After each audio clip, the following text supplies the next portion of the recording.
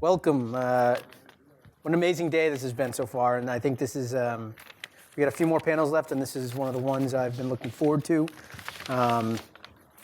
It's entitled Beyond Pokemon Go, using AR in new and novel ways and unique ways. So, augmented reality this summer became one of the most buzzed about technologies due to the insane popularity of the mobile AR game Pokemon Go. But the medium has much more interesting array of uses than catching the likes of Charizard in Spangler Dining Hall. The three innovators joining us today are coming up with some of the most creative ways to use both AR software and hardware in clever and very impactful ways.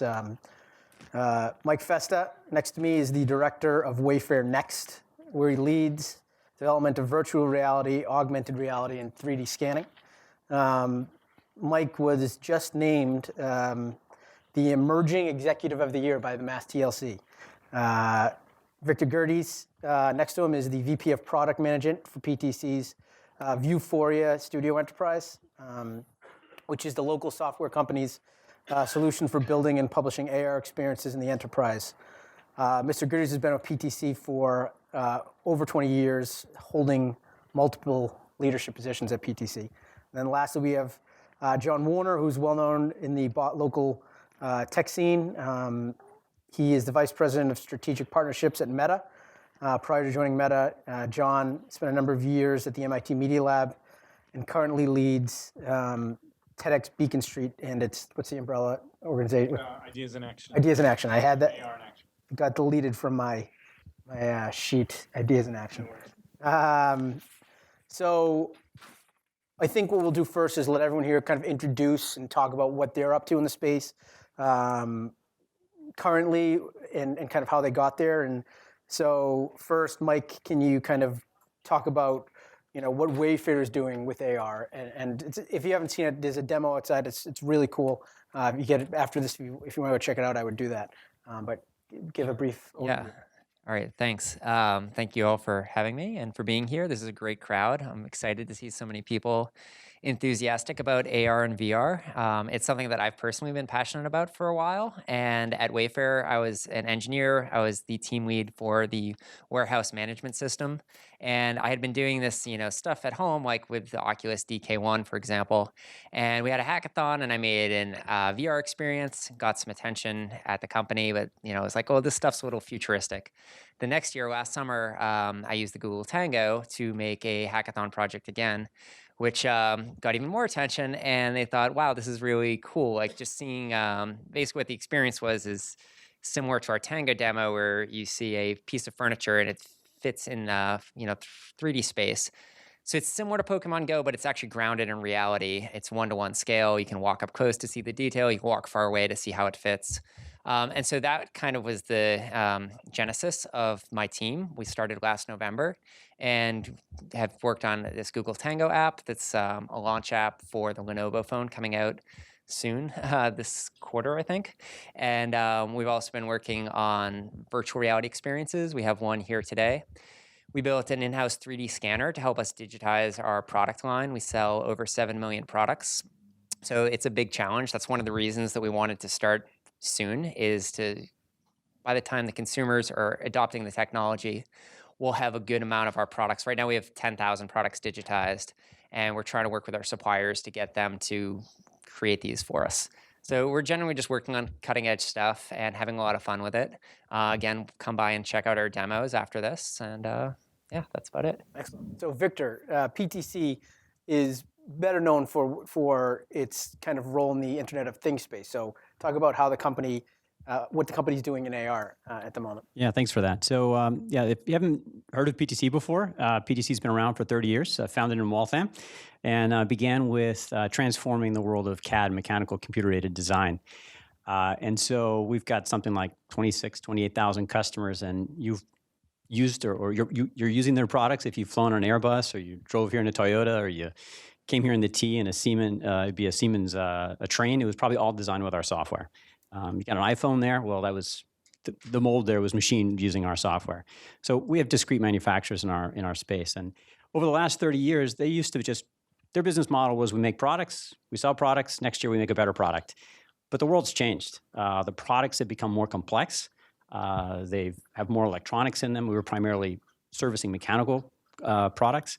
So as they added more electronics, more software, the products got more complex. And we as a company have followed our customers. And we've expanded from just mechanical CAD to supporting managing electrical and now really moving toward smart and connected products.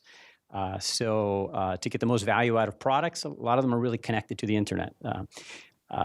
With our customers, they have products that if they go down for hours or days, I mean, there's loss of thousands, millions of dollars.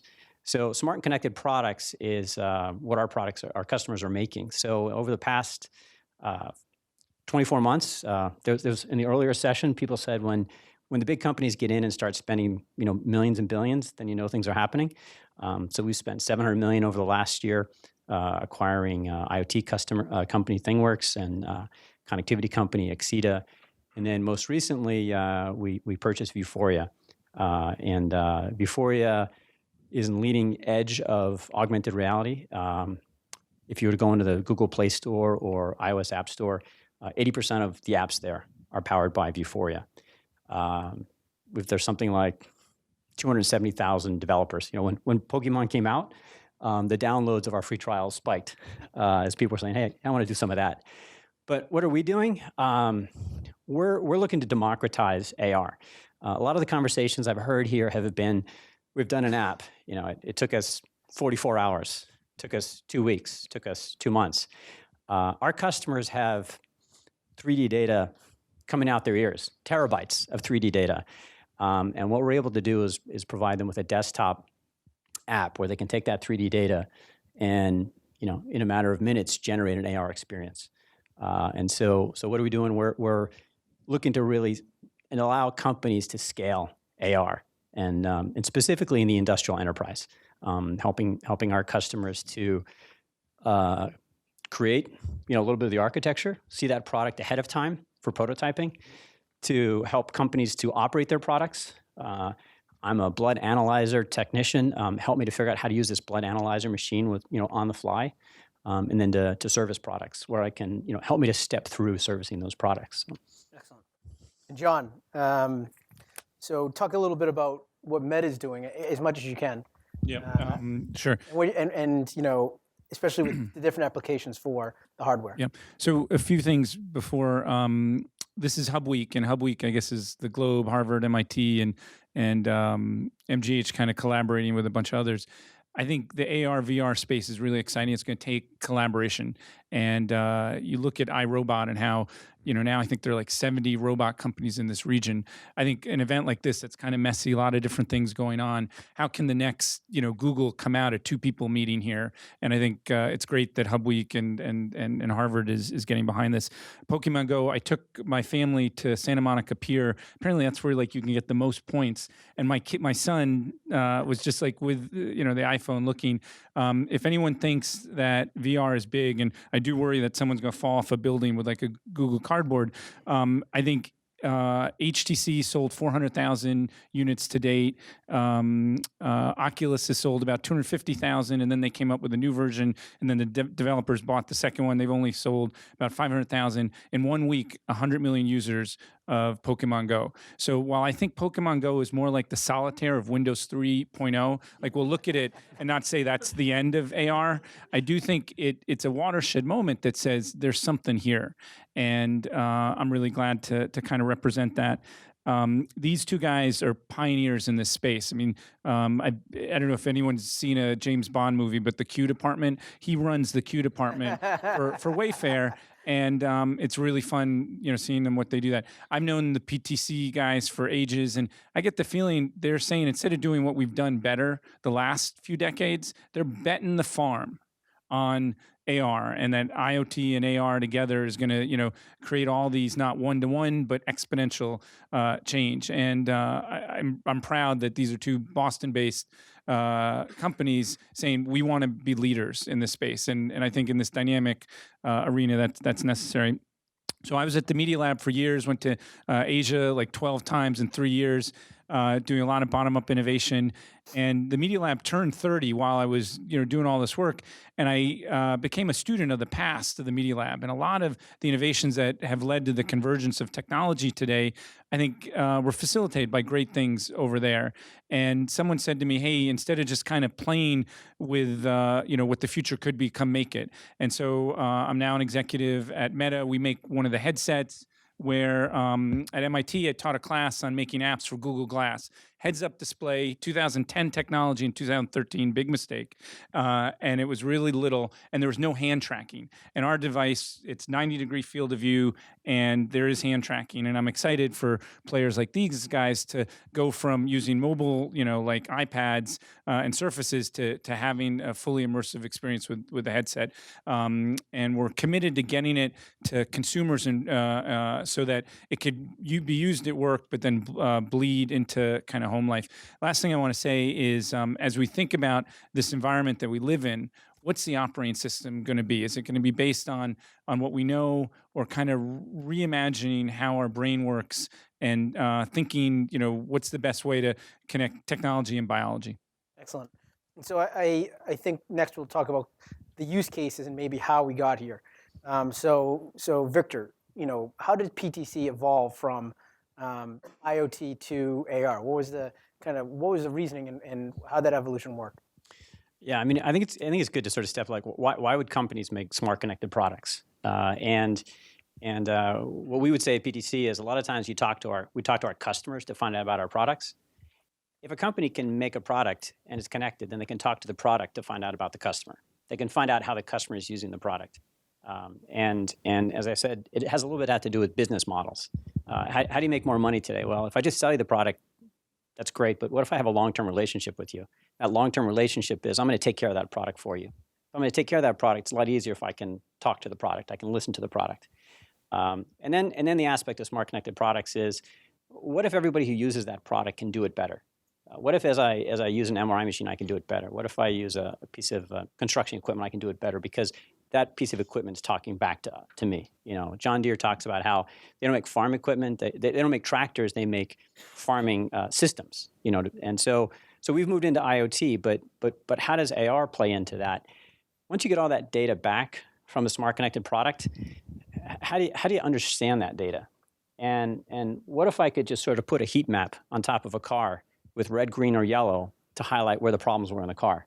Do you want me to have a list of things about where the problem is? The throttle body injection in the car, or I just highlight it in red? Mm-hmm. So AR becomes a real powerful way to communicate, that information. But to specifically your question, heard a lot of conversations about where AR is going in the future, and it's ready today to industrial companies for step-by-step work instructions to help me manufacture something, to do inspection. We heard about architecture. I assemble a building, how I can inspect the building. Well, Ingalls Shipyard uses AR today as they assemble a ship for inspection. Same thing.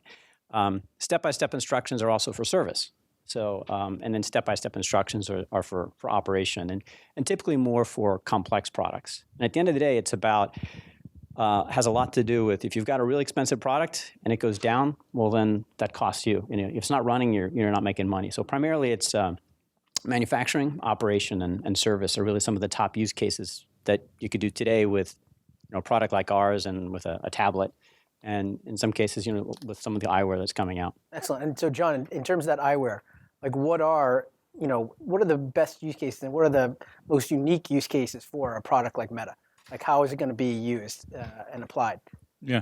So I think if you look at the numbers, AR was $1 billion business last year. This year they say it's a $5 billion business, and then people project 2020 it's going to be either 80 billion or 180 billion. And I think a lot of that is going to be because people like you are coming up with use cases that we may not have even thought about. So while I can tell you, radiology is 20% of the business in hospitals, and what if radiologists, instead of taking a picture and then talking to a doc who's going to do surgery on a 2D screen, instead of taking a picture of something that's 3D and then discussing it in 2D and then the surgeon does it in 3D, that it's 3D right through, where the radiologist is not using a mouse, not using a screen, but has a strip of glass and is using their hands to interact with the people doing the business. That can improve performance, improve collaboration. I think there's going to be a ton of remote assistance. I mean, we Google things like how to do origami. What if you could have a piece of paper in someone's hands right there with you as you're doing it? I think the future of remote assistance. The other thing is garbage in, garbage out. If you don't have an easy way to get this content on in your headset, it's going to be hard to do things with it. And many of us remember when websites first went up, you had to hire some college kid to help you get the stuff up. And I think Wayfair is you're trying to get is it 7 billion or 7 million? 7 million products. 7 million products. They're trying to get them online. But kind of like in Star Trek, where there's a universal translator where you can talk to aliens from other planets. I don't know if it really exists. I don't know if they're aliens. But we need a universal translator that can take all the CAD out there and immediately put it on. And I think for designing and for manufacturing and for scheduling, collaborating, there's all sorts of use cases. It's building a vibrant community that can come up with that. Excellent. And so how does a company like Wayfair that has 7 zillion? Zillions of combinations, I guess. But 7 million actual physical object models. So how does a company like Wayfair decide that AR is where we see retail going next, and then how do they make that evolution? Sure. Well, I think one of the interesting things about Wayfair as a company is we're online only, which is pretty rare for furniture. Only 7% of furniture sales in the U.S. are online. And when you look at the shift of products, just consumer goods going from the brick and mortar stores to going to online and buying on Amazon, we think that there's a huge opportunity for us, but one of the last remaining barriers is that kind of product visualization. And so I think one of the great things about AR is you can, from the comfort of your own home, project the thing that you want to put in your own home and see it right there. So we think that that's a benefit over the retail experience, because even though you go to the store and you get to see what it looks like and you get to touch it, you don't necessarily imagine how it's going to be in your space. So unless you measure everything really precisely, it's really easy to overestimate the size of a couch in a big showroom, and only to find out when it ships there that it doesn't actually fit. And so since we sell things online or dealing with 2D imagery right now, going to this 3D and putting something in your own space really gives us an advantage for the customer in their confidence. We think it's going to lower returns and increase that kind of satisfaction before they buy the product. Excellent. And so challenges, you mentioned challenges. So talk about the challenges of scale with what you're doing with Wayfair, if you can. Right. So initially I was thinking, all this stuff is in CAD. People design all their products in CAD these days, right? Well, it turns out for the furniture industry, that's not the case. There's actually only a small % of things that are designed on the computer beforehand. So one of the challenges we've run into is how do we get those 3D models? And there are a few approaches we've been taking. One of them is offshore labor. They're basically drawing things in a program, recreating it from imagery, but that's time consuming and expensive. So what we've developed in-house at Wayfair is a 3D scanner. It's an array of cameras and a turntable. It's all automated. You put a product on there, it spins around in about 2 minutes, and then you flip it upside down, do it one more time. So we can scan a product in about 5 minutes with someone without any training. They just put it on the turntable. They can operate 2 at once. We're excited to push that to our suppliers so that they can help us digitize all the products that we sell. I think it's a lot of a mindset. So right now we've been trying to win over the minds of our suppliers so that they know what we're doing with this 3D technology and why we want them to digitize the products.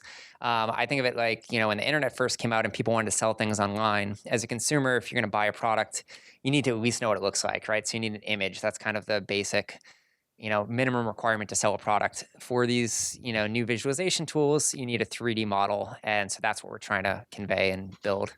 And so, Victor, you talked about, democratizing what you're up to and this world through AR. So what are the challenges of doing that as far as you see them? Sure. I mean, I think it's really interesting that we talk a lot about AR and VR, and we're not necessarily showing it all the time. And I think that's the problem. The reason we're not showing it is because it's so hard. It's so difficult. It's not pervasive.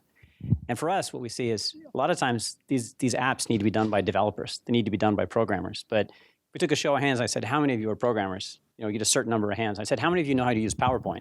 I bet a whole lot more hands would go up if I said how many use PowerPoint. So when we talk about democratizing AR, we talk about having a desktop application that if I know how to use PowerPoint, I can generate an AR experience from the 3D data that I have.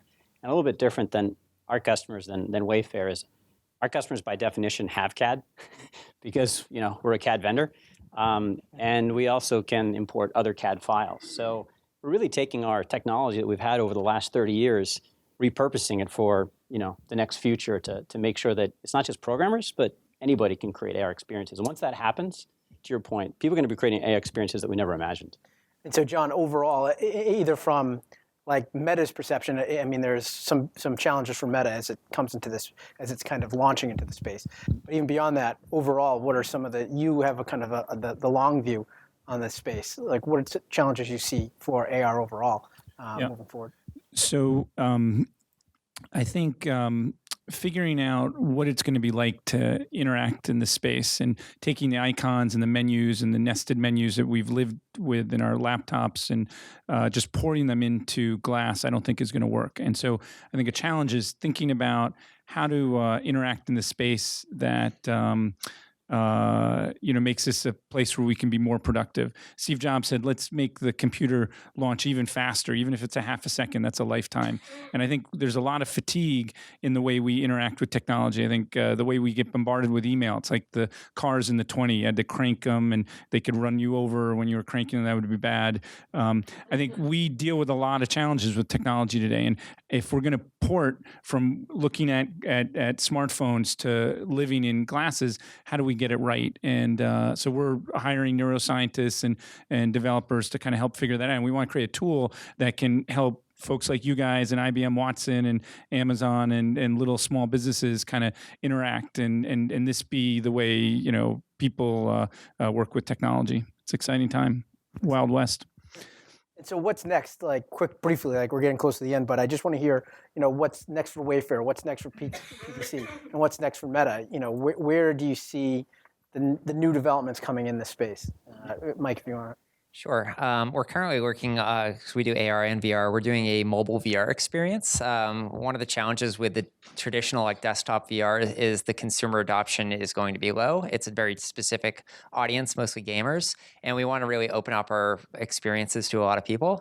So we're currently working on a mobile VR experience, and then for AR, we're going to be continuing to look at advanced technologies, like the head-mounted displays like Meta. We're excited to continue to kind of push the bleeding edge.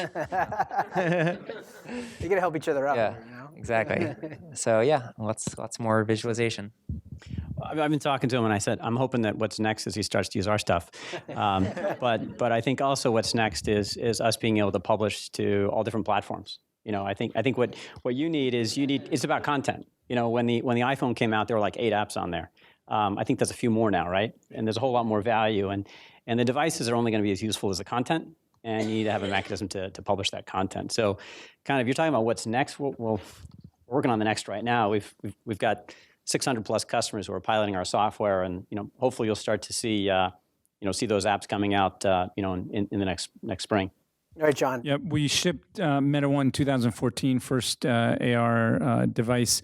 We're going to ship Meta 2 end of this quarter, sub 1,000 device. We want developers to kind of play with it. We want to get it to these guys so they can start working with it.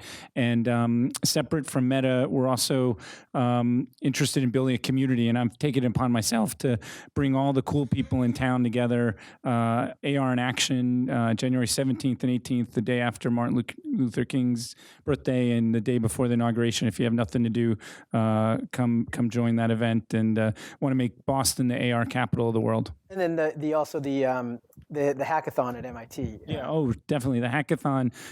If you're not going anywhere for the long weekend, that's a great place to be. October 7th through the 11th. It's going to be awesome. Excellent. Actually, quick plug on that too. We're also doing a workshop where we can show you how to access our 3D models. So we're planning on making those available to all developers for use in their own interesting AR, VR, whatever types of apps. Excellent. So I think there's a lot of hype in this space.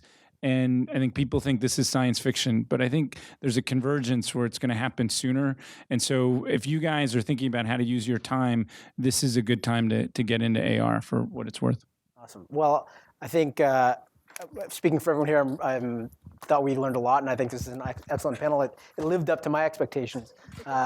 Dennis rocks. Thanks. Yeah, thank you for joining us, and thank you for kind of sharing the day. And hopefully, if you want to talk, we can go into the iLab, and maybe you can take a couple questions from people. But I really appreciate you guys being here today. And if you're super talented, I'm hiring.